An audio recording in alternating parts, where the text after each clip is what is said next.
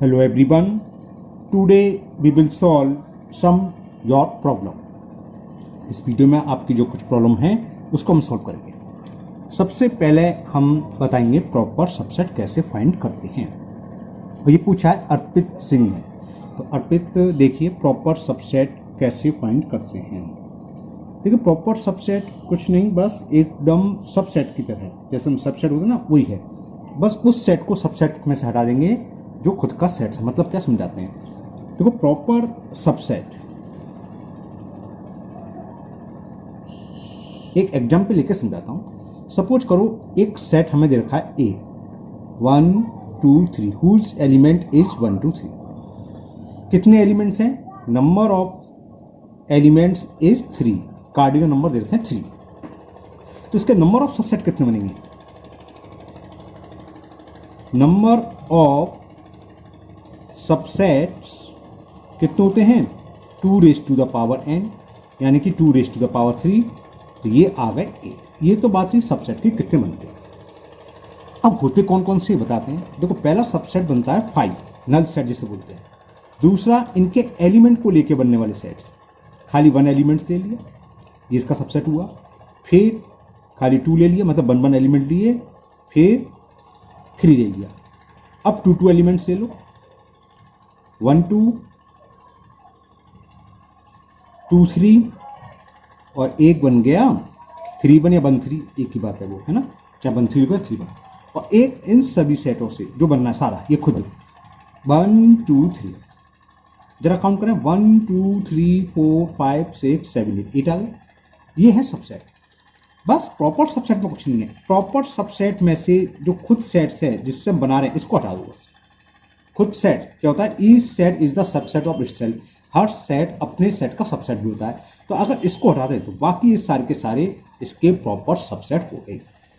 Suppose करो 5 हमने नाम दे दिया बी, सेट भी दे दिया 5। तो बी इस प्रॉपर सबसेट का सिंबल ही होता है प्रॉपर सबसेट ऑफ ए। अब ध्यान से समझ लो होता क्या, प्रॉपर सबसेट वो होता है जैसे बी है तो बी के सारे एलिमेंट्स ए में होने चाहिए, है ना। और ए में कम से कम एक वैल्यूट इससे अधिक होना चाहिए। अब इसको हटा दो, देखो 1 इसमें और एक से अधिक है, 2 और 3 एक्स्ट्रा हैं। सेट 2 क्या है? इसका प्रॉपर सबसेट। देखो इसके सारे एलिमेंट्स हैं, एक ही तो है 2 है और इसमें इससे अधिक होने चाहिए। जो सेट यहाँ है एलिमेंट्स एक ही है तो एक से अधिक, यहाँ तो 2 अधिक है। 2 बार है 1 2। देखो 1 2 इज द, इसको कुछ भी नाम दे दो, मान लो सी है डी है, तो this set is the proper subset of 1 2 3। देखो 1 2 इसके जो एलिमेंट है सारे इसमें होने चाहिए और इस सेट में इससे अधिक एलिमेंट्स होने चाहिए। यहाँ 1 2 है, 1 2 3, 2 3 है तो 1 2 3, एक एक्स्ट्रा है, 3 1 है तो 3 1 इसमें है, एक एक्स्ट्रा। बस ये प्रॉपर सबसेट होता है। बस समझ में आ गई। नंबर ऑफ प्रॉपर सबसेट क्या होंगे? जब ये हटा देंगे तो एक कम हो जाएगा 7, यानी कि 2 की power n minus 1। Number of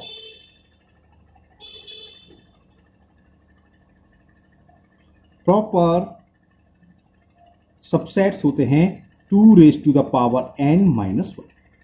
जैसे एक मैं एग्जाम्पल द्वारा से देता हूँ। मैंने एक सेट दे दिया, सपोज करो जिसके एलिमेंट्स 2 लिए मैंने a, b। तो नंबर ऑफ प्रॉपर सबसेट कितने होंगे? Number of proper subset is 2 raise to the power 2 n का था नंबर ऑफ कार्डिनल नंबर। ये कितने एलिमेंट्स है? 2 की पावर 2 माइनस 1, 2 की पावर 2 कितना था? 4 में से बन गया 3। अब ये कौन कौन से सेट होंगे देखते हैं कौन कौन से होंगे। एक मैंने नाम दे दिया, उसको नाम देकर बी, जो बनेगा नल सेट, जिससे हम खाली ऐसे लिख देते हैं या फिर ओनली 5 का सिंबल। एक दूसरा सेट मान लिया सी, इसके एलिमेंट से बनने वाला, तो कौन सा है वो? ए। और एक मान लिया सेट डी, वो एलिमेंट है बी। ए भी नहीं होगा, बस ए भी क्योंकि है तो खुद सेट प्रॉपर सबसेट नहीं होगा। सबसेट तो होता है लेकिन प्रॉपर नहीं होगा। तो ये तीनों के तीनों इसके प्रॉपर सबसेट हो गए। यानी कि हम क्या लिखेंगे? बी इज, ये सिंबल होता है प्रॉपर सबसेट का, proper subset of A. C is proper subset of A, D is proper subset of A. Clear? सारे सबसेट बना लो, अब वाला खुद का सेट हटा दो, वो प्रॉपर सबसेट हो जाएंगे। तो बात समझ में आ गया है ना। बात समझ में आ गई होगी। अर्पित सिंह ने पूछा था, 2-3 दिन से पूछा था। आज मैं सुबह वीडियो अपलोड करी थी एक, उसमें मैं मिस हो गया, है ना, ध्यान से उतर गई थी, मुझे बताना था। तो मैंने आज बना दिया। तो प्रॉपर सबसेट समझ में आ गया अर्पित, है ना। जो सबसेट होते हैं, सबसेट कितने होते हैं 2 की पावर n, सारे सबसेट में से वो खुद का सेट हटा दो। जैसे हमने 1 2 3 का एग्जाम्पल लिख रहे हैं तो सारे सेट बनाए, 1 2 सबसेट कर रहा हूँ, सॉरी सबसेट बनाए ना, और इसमें से इसको हटा दो तो ये जितने बचे हैं ये क्या है, सबसेट तो है, साथ ही साथ 5 is the proper subset of given set, it is the proper subset of given set, this this this this and this also. बस खुद का सेट वो प्रॉपर सबसेट नहीं होगा, बस इतनी सी बात है। जैसे मैंने एक और एग्जाम्पल समझाया कि एक सेट दे रखा ए, इसके एलिमेंट से ए बी है ना, तो इसका सबसेट क्या बनेगा, एक 5 यानी कि नल एलिमेंट, दूसरा बना ए, एक बना बी, और एक बन सकता था ए बी। लेकिन बात चलिए प्रॉपर सबसेट की, तो ए बी तो प्रॉपर सबसेट होगा नहीं, क्योंकि जो प्रॉपर सबसेट है, सीधी सी बात करो, इसके एलिमेंटों की संख्या गिवन सेट के एलिमेंट की संख्या से कम होगी। यहाँ कितने बने, यहाँ कितने एलिमेंट से 2, जो कम है। ये प्रॉपर सबसेट कितने एलिमेंट से 1 और इसके कितने 2 कम है। यहाँ क्या कुछ नहीं है, यहाँ 2 कम है। ठीक, क्लियर नाउ। तो ओके अर्पित, मेरी उम्मीद है आपको समझ में आ गई होगी प्रॉब्लम। नाउ नेक्स्ट प्रॉब्लम, तो नेक्स्ट प्रॉब्लम है question number 15 of exercise 6B, और ये क्लास 7 RS अपर मैथ की है, जो कि पेज नंबर 102 पर दे रखा है, और इसको पूछा है आयुष कुमार। क्वेश्चन ये है, find the product -2/7 u raise to the power 4 v into -14/5 u v raise to the power 3 into -3/4 u square and b cube या v raise to the power 3 है ना। ये इनकी प्रॉब्लम है। चलिए करते हैं, प्रोडक्ट करते हैं इसका। तो चलिए करते हैं, क्या करें पहले, ये मैंने क्वेश्चन उतार लिया, कांस्टेंट का कांस्टेंट मल्टीपल कर दो, -2/7 इंटू -14/5 इंटू -3/4, और लाइक वेरिएबल्स यानी कि u वाले पास पास रखो। ये क्या है, u raise to the power 4 into u raise to the power 4 into u raise to the power 2। अब b वाले टर्म b वाले, तो ये क्या है, b into B raise to the power 3 into B raise to the power 3। Okay, देखो minus minus plus, plus minus minus, तो ये तो क्लियर हो गया, आंसर आएगा माइनस। माइनस का तो काम खत्म, अब केवल कैंसिल करना है। 7 बन जा, 7 2 या 2 बन जा, 2 2 या 4, 2 बन जा, और 2 से ये कैंसिल, तो कितना बचा 3/5, माइनस हम लगा चुका ऑलरेडी, ऊपर 3 बन जा, 3 अपॉन में 5।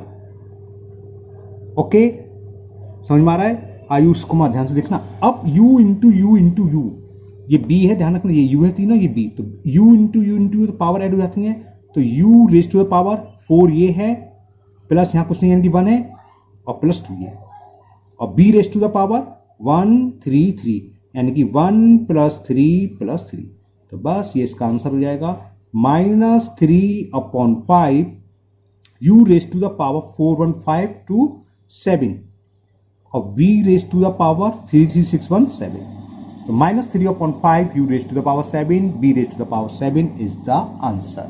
ओके आयुष, मुझे उम्मीद है आपको अपनी प्रॉब्लम अच्छे से समझ में आ गई होगी। नाउ नेक्स्ट प्रॉब्लम, नेक्स्ट है एग्जाम्पल नंबर 8, ये क्लास 7 RS अपर मैथ, जो पेज नंबर 146 पर दे रखा है, एक्सरसाइज 10B से जस्ट पहले है ना, और इसको पूछा है बी रेंडर ने। एग्जाम्पल 8 9 एंड 10 तीनों एग्जाम्पल पूछे हैं। चलिए करते हैं। एग्जाम्पल 8 है,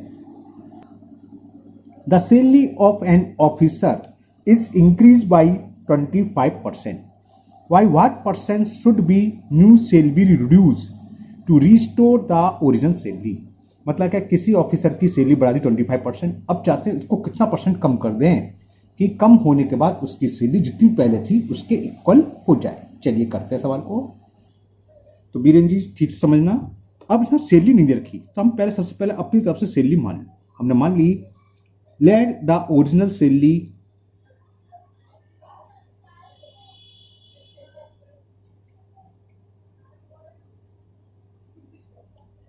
ऑफ ऑफिसर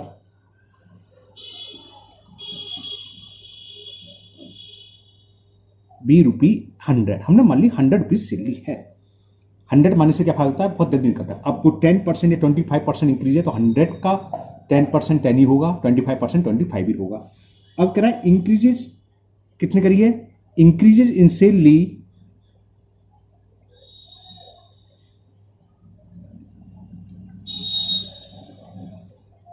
%25 इंक्रीज कर दी।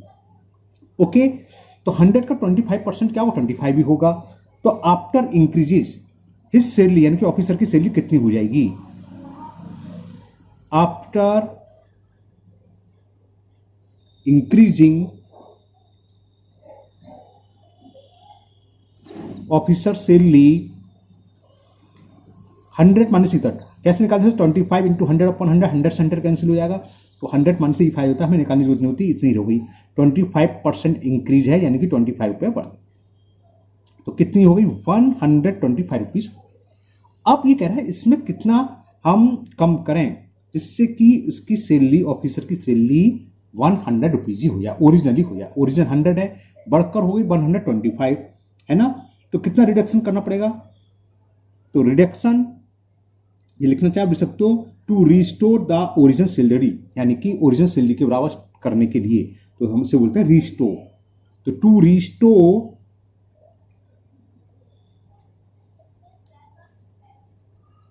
द ओरिजिनल सैलरी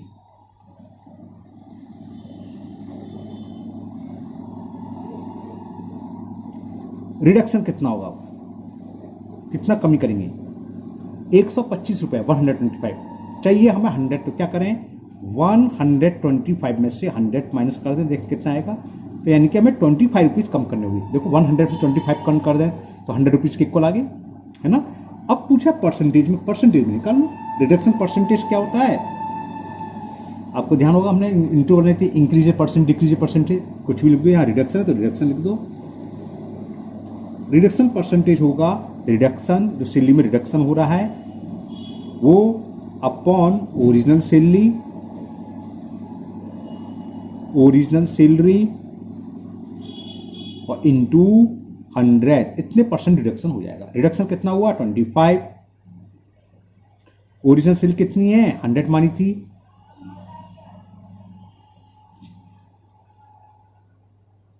ये कुछ गड़बड़ है। ओरिजिनल सैलरी नहीं, ओरिजिनल क्यों ये कह रहा कितना करना है? अच्छा हाँ, बढ़ाने के बाद आफ्टर ये इसमें इंक्रीज, इसमें कम कर रहे हैं ना, तो इसमें होगा 100 ओरिजिनल लिखेंगे, सैलरी आफ्टर इंक्रीज, सैलरी क्योंकि इसमें हम इंक्रीज करना है, उसमें ही तो हम रिडक्शन करना है, बढ़ गई, बढ़ने के बाद जो हो रही है, तो 125 रुपये रहेगा। सैलरी आफ्टर इंक्रीजिंग, तो ये है, चले से काट देता हूँ, 25 अपन 125 इंटू 100, 25 बन जा, 25 5 जा, और 5 से ये कैंसिल हो 20 टाइम्स, तो आंसर इज 20%। अगर यहां कुछ मिस्टेक आपको लगता है, मतलब कुछ कंफ्यूजन मिस्टेक कंफ्यूजन, तो आप दूसरे तरीके से कर सकते हैं, यूनिटी मेथड से। देखो 125 रुपीज थी इसकी, बढ़ने के बाद ओरिजिनल के लिए कितने कम कर रहे हैं? 25 रुपीज, तो लिखेंगे 105 में रिडक्शन कर रहे हैं हम 25 रुपीज का, यूनिटी मेथड यूज कर रहे हैं। अगर 1 रुपीज सैलरी होती बढ़ने के बाद, तो कितना रिडक्शन करते? 25 अपॉन 125, और परसेंटेज का मतलब बताया था पर 100 में, तो अगर 100 रुपीज होगी तो कितना रिडक्शन करेंगे? ये डायरेक्ट लिख दूं, वही चीज है, देखो 25 इंटू 100 अपॉन 125, तो कितना रिडक्शन हो गया? 20%। यानी कि अगर किसी की सैलरी हमने 25% इंक्रीज करी, और इंक्रीज करने के बाद सेम सैलरी चाहिए ओरिजिनल सैलरी, तो कितना परसेंट रिडक्शन करना पड़ेगा? 20%। ओके, तो वीरेन जी, मुझे उम्मीद है आपको समझ में आ गया होगा। आपकी का है एग्जाम्पल 9 इसी पेज पर। नेक्स्ट एग्जाम्पल ये भी इसी तरह का है थोड़ा थोड़ा, कि A's income is 25% more than B income. ये दे रखा है कि एज, ए की income, A's 25% more than B, B से ए की इनकम 25% मोर देन है, तो how many percent is B income less than of A, तो बताना बी की ए से कितने परसेंट कम है। सेम है बिल्कुल ऊपर की तरह, 25 है और फिर कम है, 20% ही आंसर आएगा। कैसे? चलो हम बताते हैं। तो यहां ए की इनकम 25% है बी से, बी की मान लो, मानने किसकी जो इंडिपेंडेंट है, ए डिपेंड हो गया बी पर। अगर बी की 100 रुपीज है तो उसकी 125, अगर बी की 200 है तो उसकी 250, तो बी इंडिपेंडेंट है ना, तो हम बी की मानेंगे। लेट बी इनकम 100 रुपीज,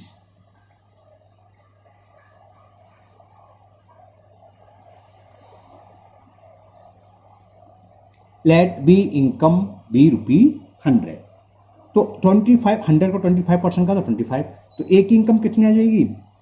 100 में 25 ऐड कर दें तो क्या होगा, then A's income is equal 25% यानी 25 रुपीज अधिक है, तो ये आ गई 125 रुपीज। अब देखो बी की इनकम ए से कितनी कम है, 125 में से 100 माइनस कर दें, 25 रुपीज कम है, सीधी बात है ना, ठीक है ना। ये तो निकालना है कि बी की इनकम ए से कितने परसेंट कम है। दोनों इनकम में डिफरेंस निकालो, difference between both income, difference between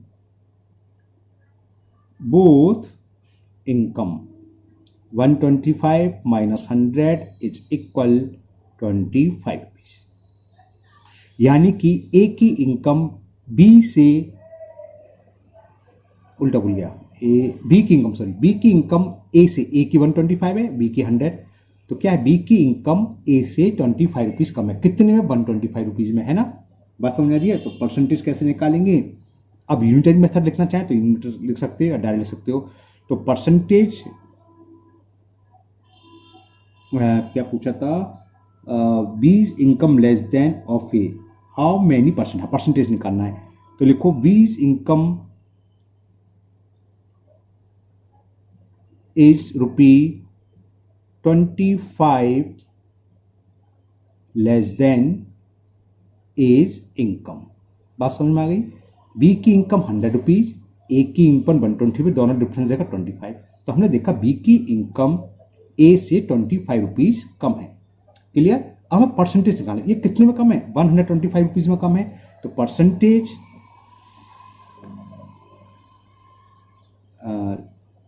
in percentage,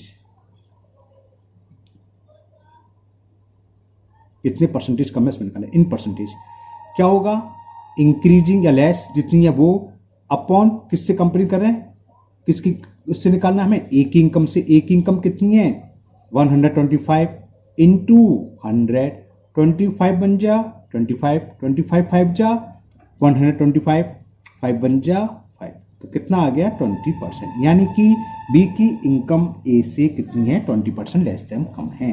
तो लिखना चाह सकते, लिख सकते हो B's income is 20% less than A's income. Okay, तो बीएन जी मुझे उम्मीद है आपको 8, 9 ये दोनों एग्जाम्पल समझ में आ गए होंगे। नाउ एक और एग्जाम्पल है आपका सी के बाद वाला, एग्जाम्पल नंबर 10, चलिए वो करते हैं। Example 10 is the value of a machine depreciate 5% every year. If the present value of the machine is 1 lakh rupees, what will be its value after 2 years? और ये इसका सॉल्यूशन है। मैं इसको दूसरे तरीके से करूंगा, बहुत सिंपल सा मेथड है ना, चलिए करते हैं। कि बीरेन जी ध्यान से देखिएगा। तो प्रेजेंट वैल्यू ऑफ मशीन, ओहो बस को निकल जाने दो भैया, प्रेजेंट वैल्यू ऑफ मशीन ही है,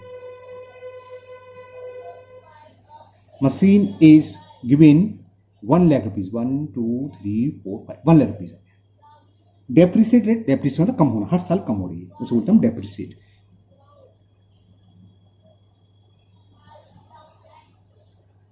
डेप्रिसिएट रेट दे रखी है 5% एवरी ईयर। तो मशीन की कॉस्ट पूछी है after 2 years, what will be it's value after 2 years. तो सीधा सीधा फॉर्मूला कर दो, प्राइस या कॉस्ट कुछ भी लिख लो, उससे कोई फर्क नहीं है। Price of machine after 2 years, ये फॉर्मूला है, एक छोटा सा फॉर्मूला बता दे रहा हूं मैं। क्या है, प्रेजेंट वैल्यू